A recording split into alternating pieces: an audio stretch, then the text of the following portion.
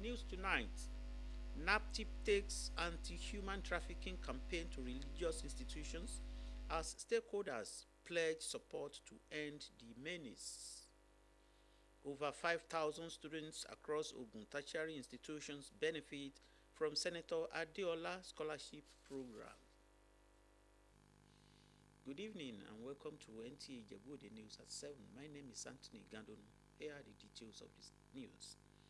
The House of Representatives has asked the Inspector General of Police to release from custody Aderemi Matthew, the Director General of the unestablished Presidential Foreign Investment Promotion Council, to appear before the House and respond to allegations of forgery. This followed the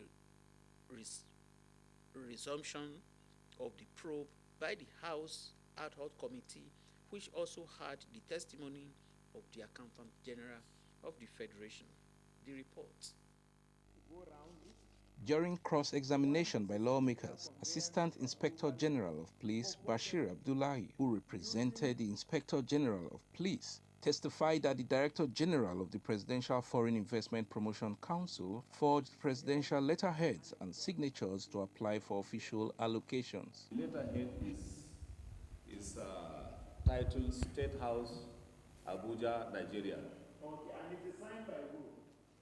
Well, it's purportedly signed by Femi Bajabiamilas, Chief of Staff to the President. The letter written by the Chief of Staff to Office of the National Security Advisor carried the same signature with the one confirmed by State Police, but varied with the signature that the man was said to be appointed. So we are in possession of 6 exhibits. In his testimony, the Accountant General of the Federation, Shamsuddin Ogunjimi, admitted that his office approved an administrative budget code and opened 2 domiciliary accounts for the agency before discovering that the application documents had been forged. Why, being an experienced public servant, civil servant, why did you go ahead and issued the budget code despite the fact that the documents before you are not genuine? Probably they did not realize that it was waived, and because it was coming from State House, the approval was given for the administrative code to be issued. At a public hearing on 13 bills before the House Committee on Commerce, the African Continental Free Trade Agreement Domestication and Enforcement Bill was described as important for enabling Nigerian businesses to access Africa's $3 trillion market. It represents a unique opportunity for Nigerian businesses to expand into new markets, attract investment, create jobs, and strengthen regional value chains. We have protocol on investment, protocol on competition policy, protocol on intellectual property rights, and a protocol on women and youth in trade. These are the 4 outstanding protocols that Nigeria is here to ratify. And I think we have to be advocates for free trade. The purpose of today's hearing, therefore, is to subject these bills to rigorous public scrutiny. The bills include amendments to the Sale of Goods Act and the Price Control Act, aimed at updating Nigeria's commercial laws to reflect current realities. From the National Assembly, Mitaire Ikben, NTA News. As human trafficking and other fraudulent activities in Nigeria continues to escalate, the National Agency for the Prohibition of Trafficking in Persons, NAPTIP, is extending its advocacy to religious institutions. Elizabeth Omori reports that during a sensitization session, anti-trafficking advocates vows to support the drive to end the menace. Modern-day slavery, commonly referred to as trafficking in persons, is highly prevalent in Nigeria and sub-Saharan Africa. This includes unlawful movement, control and exploitation of people through force or fraud. It falls into 3 categories: sex trafficking, labor, and forced marriage. To dismantle the cartel, NAPTIP took the campaign to the church to seek support in combating the menace.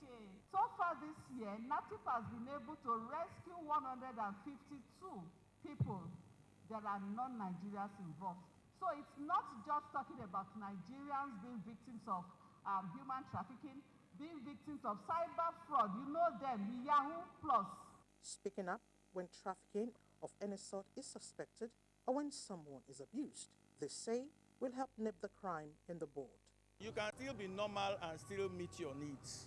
And so the essence of the church is to continue to educate the people, to tell them what is right to do. That responsibility lies on every one of us to be the army, the anti-trafficking army that we launch out to ensure that that war is won. Parents, they insist, have huge roles to play through proper parenting, leading by example, and the church remaining an institution of change. Elizabeth Omori, NTA News. Inclusive education remains a key priority in Nigeria's efforts to ensure that every child, including learners with disability and special education needs, has access to quality basic education in a safe and supportive learning environment. To advance this goal, the Universal Basic Education Commission (UBEC), in collaboration with partners, convened a capacity building workshop for state actors on the effective implementation of inclusive and special education.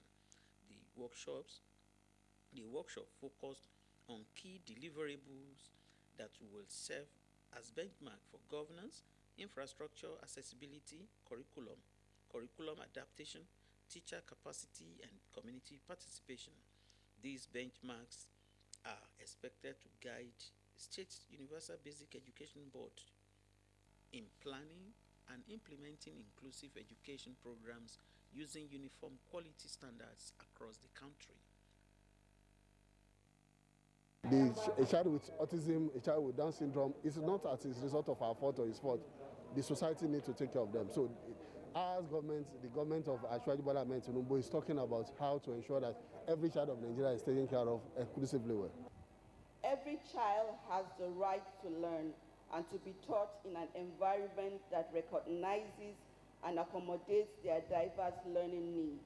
Strengthening inclusive education contributes directly to improved human capital development, increased educational attainment, enhanced workforce productivity, and national socio-economic growth.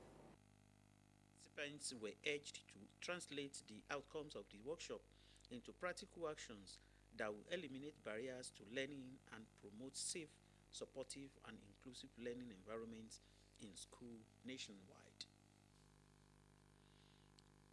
Still on education, a total of 5,312 students from tertiary institutions across Ogun State have received scholarships and bursaries under the third edition of the Senator Solomon Olamilekan Adeola Scholarship and Bursary Awards, making it the largest intervention since the initiative began. Senator Solomon Olamilekan Adeola said the Education Support Program, which has benefited more than 10,000 students, is aimed at ensuring financial constraints do not stand in the way, urging Nigerians pursuing higher education. Lekon Agbonde reports. A wave of excitement swept through Abeokuta as more than 5,300 students from tertiary institutions across Ogun State gathered for the third edition of the Senator Solomon Olamilekan Adeola Scholarship and Bursary Awards, a program fast becoming a lifeline for indigent students pursuing higher education. The expansive venue came alive with cheers as 5,312 beneficiaries eagerly awaited their checks. Senator Adeola said the initiative was designed to ensure that financial hardship never stands in the way of academic dreams, urging the beneficiaries to commit the funds to school fees and other educational needs, describing the program as a fulfillment of his campaign promise and a complement to the educational vision of Governor Dapo Abiodun and President Bola Tinubu's renewed hope agenda. The senator revealed that this year's edition produced 1,735 scholarship recipients, and 3,577 bursary beneficiaries with awards ranging from 100,000 naira to 200,000 naira. My intervention in the educational sector has been dated back some years. And as you have rightly said, I have facilitated the construction of 87 schools of 12 blocks of classrooms across my senatorial district and beyond. And also ICT centers. I've also established it in some schools and also beyond. And other educational infrastructure which I have done. Also furnitures in all of these schools, all of them, and also textbooks, math and English.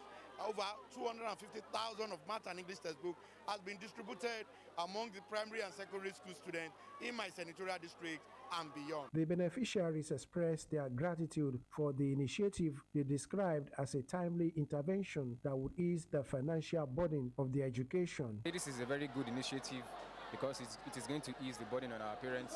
So we say a very big thank you to Senator Olamilekun Solomon Yayi. I just want to say a very big thank you to the senator for giving us this opportunity to support our finances and everything like that. In Abeokuta, Lekon Agbonde, NTA News. We are going on the break now. We'll return shortly. Please stay tuned.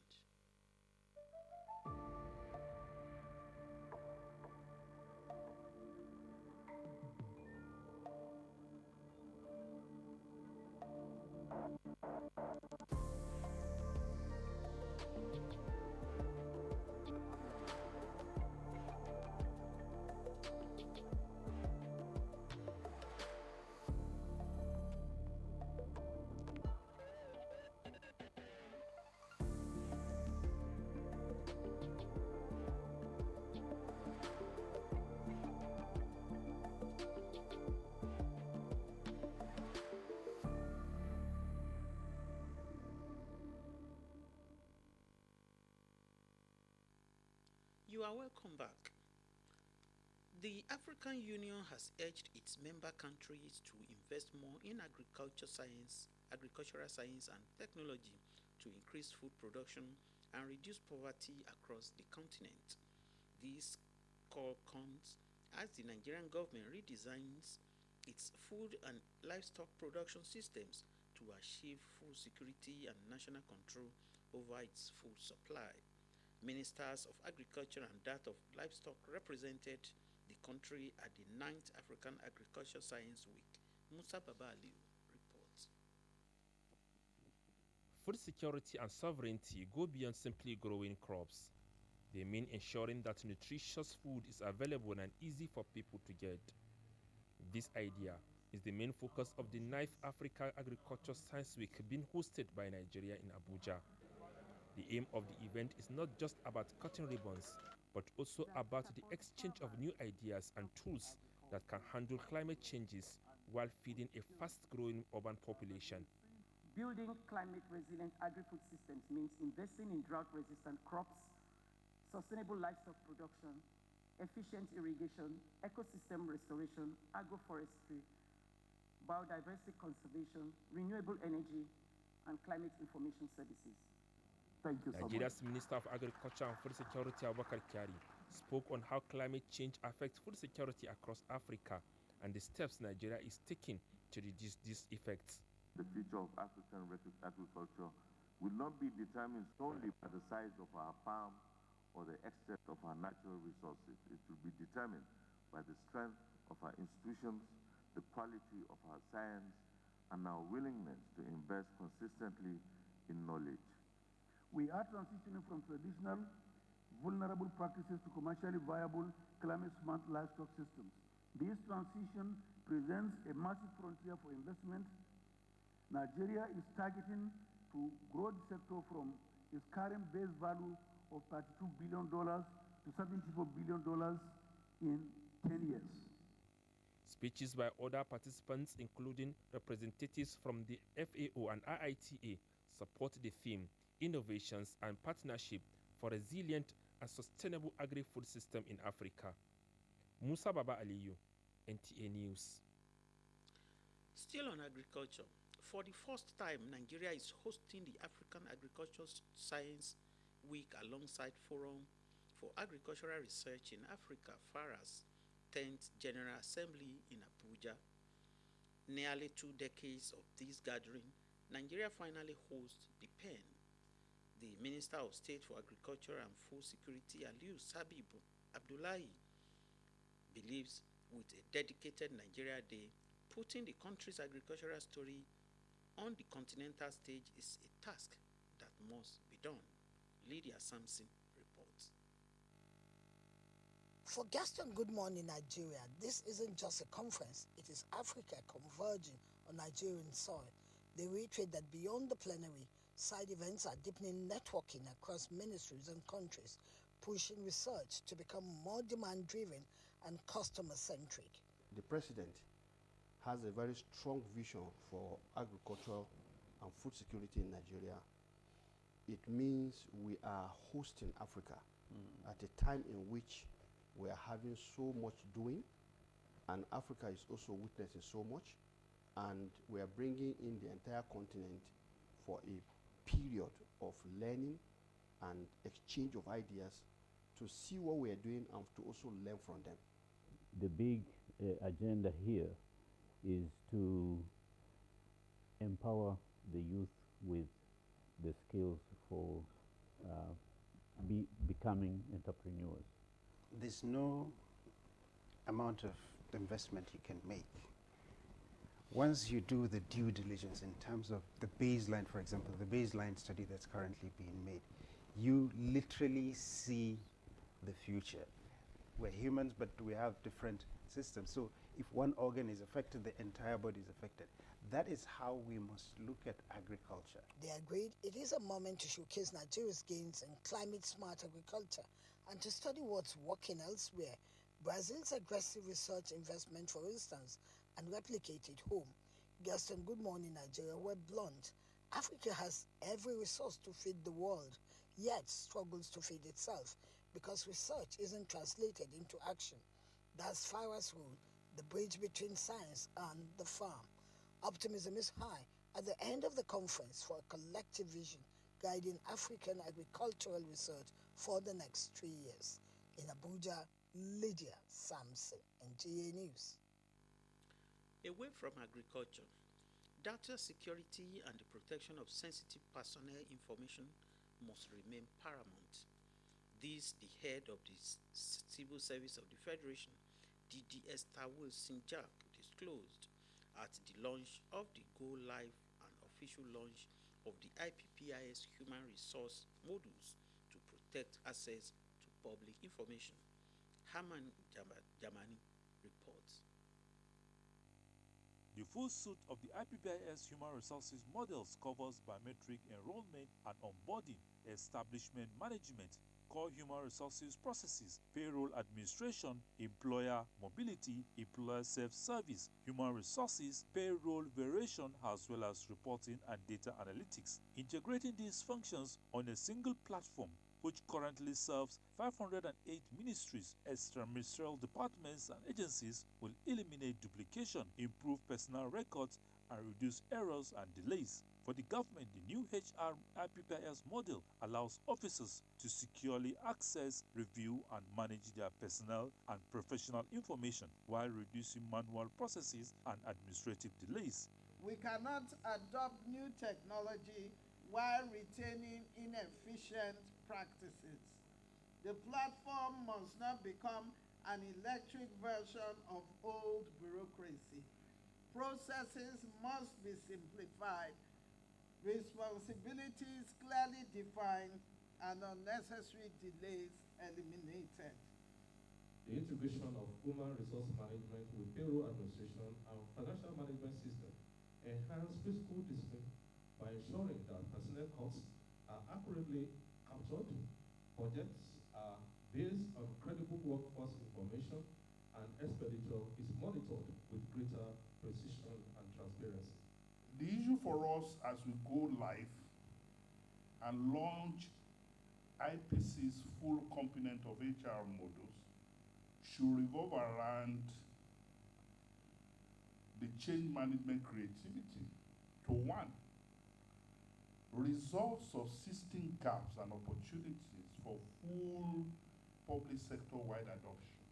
This result was built by Nigerians for Nigeria to give practical expressions to the Nigerian First policy by prioritizing indigenous expertise, Nigerians' job and intellectual property, while ensuring that sensitive government personnel and payroll data remain under Nigerian law.